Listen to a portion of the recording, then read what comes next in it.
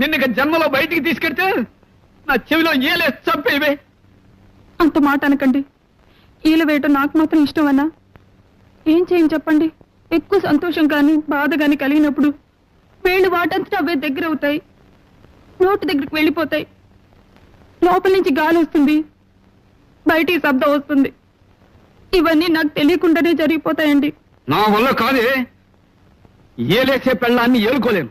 ఇవాళ రేపో వకీల్ గారిని కలిసి నీకు విడాకులు ఇచ్చేస్తాను. అంటే ఏంటండి? కోర్టు వారు నీకు నాకు ఇక ఏ సంబంధం లేదని కాగితం ఇస్తారు. అది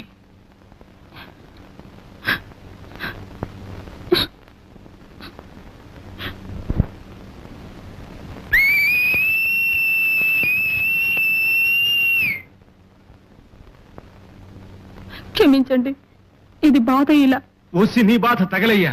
అమ్మా అమ్మా, గుండెకి కింద పడ్డ అప్పడల్లా గుండె చితికిపోయింది కదమ్మా.